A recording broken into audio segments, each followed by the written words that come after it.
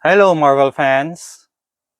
So, welcome to my channel. So, yun, meron akong mga bagong dating. Yung mga pre-orders ko, nakuha ko na kay, dun sa local comic store sa Philwars and sa Comic Odyssey. So, start muna tayo dito. So, so, ito yung week ng March to March to April. So, dumating na siya. And then, ito yung ilalagay ko sa video natin ngayon. Tapos, sa huli, meron akong mga, yung matagal ko na inaantay na, na pinag-grade sa CGC. Finally, dumating na siya after almost a year. So, parang nagpa-CG size ako ng, I think, September. Ngayon lang September, October, August. So, ngayon dumating na siya. So, mamaya, papakita ko sa inyo. So, start muna tayo dito sa itong mga yung sa mga reservations ko. So ito 'yon, yung 13 Shadow Angels. Yan. New parang new book na siya, Shadow Angels. Ayan, 1 of 13. So sa ngayon meron ng hanggang part 3. Pero alam ko meron ako ng part 2, hindi ko lang na misplace ko pero andito lang 'yun eh. Nakita ko siya. Nahanap ko kanina kaya lang kasi malilate na ako kaya. Ayan. Meron na akong 1 and 2. And then, ito nga pala, meron siyang pirma ni nung artist, si Kajo Baltuisimo. Yun. So, mura lang to. 100 lang to sa Philbars. Yan, nakuha ko siya nung last week. So, next tayo. Next.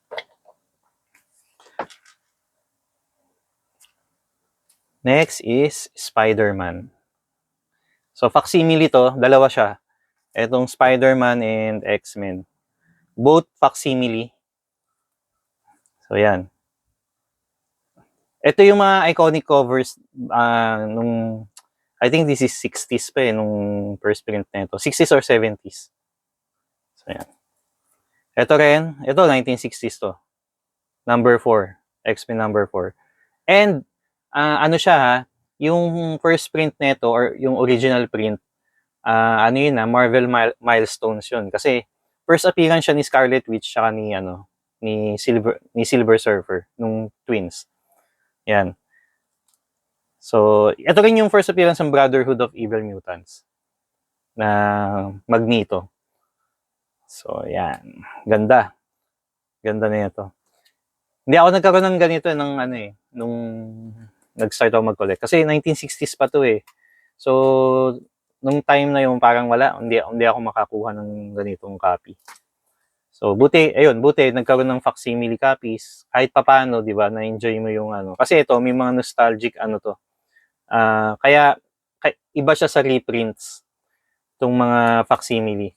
Kasi from mga newsletter and original ads sa loob, yun pa din yun. Kung ano yung nakalagay doon sa original, sa first print.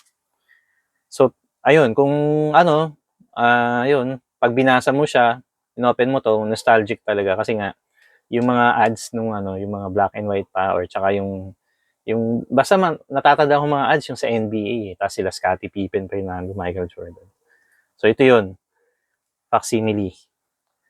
Next, ito, Spider-Man number 3, Ultimate Spider-Man. So nabasa ko kasi yung di ba, Ultimate Invasion, sabi ko na sa inyo. And then yun, meron na ako nung Ultimate Spider-Man number 1, pero kasi wala ako nung number 2. Tapos ito, nakita ko yung number 3. Siguro maghanap na lang ako nung number 2. Ayan, para makompleto ko siya. And yun nga pala, naghanap din ako nung Black Panther number 1 tsaka yung X-Men. Kasi hindi ako nakakuha nun eh. Sayang nga eh. Ayun. Then, next is Stranger Things. Ayan. Paano ba to? Hindi ko kasi alam kung paano napunta sa reservation ko to eh. Hindi ko sure kung nagkamali ako or napindot ko lang siya. Pero kasi hindi ko na-remember na pina-reserve ko siya. Pero anyway, okay lang din.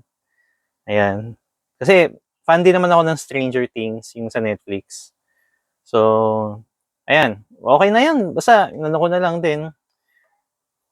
Ayan. Next is, ito, cable number 2. Ayun, di ba meron ako nung 1? So, ito yung 2. Ayun, another art by cover art by Mr. Wills Portacio and yun, si Alex Sinclair, colorist. Ayan. Ang ganda kasi, fan talaga ako ni Mr. Wills Portacio, kahit dati pa. Oo. Unang comic book ko, yung yung first appearance si Bishop na siya yung gumawa na artwork niya. Next is Wolverine number 41. So ito naman, Lionel Yu kasi siya. Ayan, Lionel Yu cover variant. Ayan.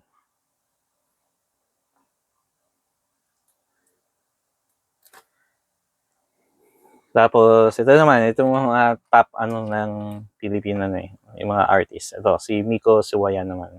Ayan, kaya ko siya kinuha din. Tsaka ang ganda ng art niya, tingnan nyo. Diba? Parang, ang ganda niya, long hair si Hulk. Ayan. Parang,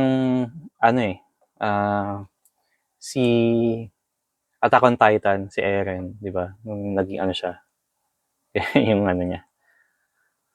So, next, going on. To. X-Men 97. So, yun. Have you watched yung Netflix? So, ito na yun. Tapos, ito, cover variant siya. Si Rogue. Fan talaga ako ng X-Men. Especially yun nga, yung X-Men 97. Since, lumabas na siya, yun, ang pinanood ko lang is yung first episode lang muna. Kasi nga, I don't want to, ayoko manood ng pabitin-bitin. Gusto ko diretso na. So, hindi ko rin alam kung anong part na yung nilabas ng Disney Plus. So, yun, sana dito ko ilalagay para ganda yung background. Yan. So, yun, yung first episode, ang ganda niya. Kaya, ayoko na ulit siyang panoorin. Baka ulitin ko na lang siya pag complete na yung series. Kasi ang hirap nung pa isa-isang episode nakakabitin. So yan. Ang ganda ng first episode. Parang na-establish doon yung basta hindi ko na i-spoil. Panoorin nyo na lang. Maganda kasi talaga yung X-Men 97. Lalo na yan, yung mga batang 90s dyan. Alam na yan. Feeling ko nga mas marami pang nanood ng mga 90s kaysa yung nag-watch ng mga bata ngayon. Kasi talagang sa mga posts na nakikita ko sa halos lahat mga ka-age ko yung nanood ng X-Men 97 na appreciate nila. Ayun. Sana mapanood ng mga kids din para ma-appreciate din nila kasi ang ganda talaga nun eh. So yun. Ito. Next is X-Men Disassemble. Yan, number 1. Ganda Ayun. Lionel Yu cover variant din to.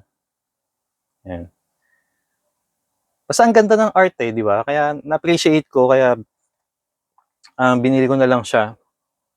And yun pa, Filipino yung artist, so madaling mapasign for collection purposes din.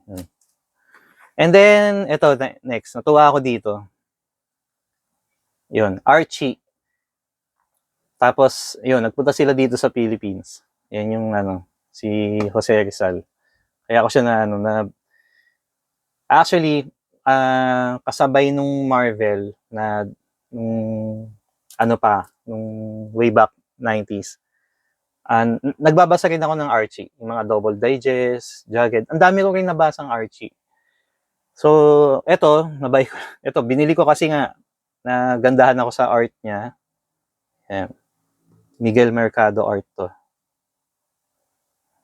Diba? So, yun, kung sa mga gustong kumuha niyan, I think meron pa sa mga local comic store, mga sa Comic Odyssey ko lang talaga. Comic Odyssey meron, sure to meron. Yan. Kasi nagkita pa ako ng copy doon eh. Nung punta ko doon nung last. Next is, eto. Bago lang to. Shadow of the Green Goblin. Spider-Man. Yan. New story to. Kakalabas lang nito nung last month. And then, may number 2 na yata to ngayon. For reservation na yung number 2 niya. And then, ito, Michael Santamaria. Bale, hindi siya yung cover artist, pero yung internal niya sa kanya. Pakita ko sa inyo. Ang ganda ng art ni Miguel Santamaria. Ayan. So, yan. Ito siya, bata pa. Pero ang ganda nung art niya, na-appreciate ko. Kaya, nung nakita kong may signing event siya sa Robinsons, pumunta talaga ako. See? Ayan. Ang ganda ng art niya. Grabe, na-appreciate ko. So, yan. Then, ayan yung signature niya. Simple lang, di ba? Pero ang ganda. Yung sa story naman, hindi pa ako sure kasi hindi ko pa siya nababasa. Hopefully, this week, mabasa ko siya. Pero sa tingin ko maganda naman kasi Spider-Man, di ba? Ayun.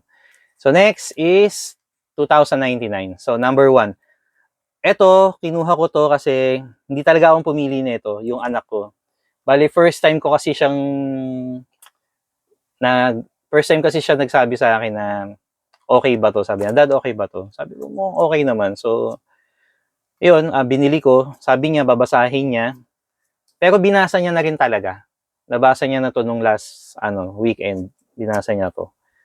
So, nagandahan nga rin siya sa art. Yun, sana magtuloy-tuloy kasi gusto ko talaga siyang sa pagbabasa ng kasi 'di ba kaysa nagga-gadget sila, mas maganda siguro ito na lang kaysa yung mag-gadget.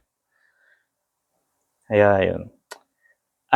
So guys, siguro ika-cut ko muna tong video para hindi mahaba masyado. So cut ko, tapos lagyan ko na lang siya ng part 2. Oh, wait lang ha. Wait. May part 2 tayo ha guys. Marvel fans, wait.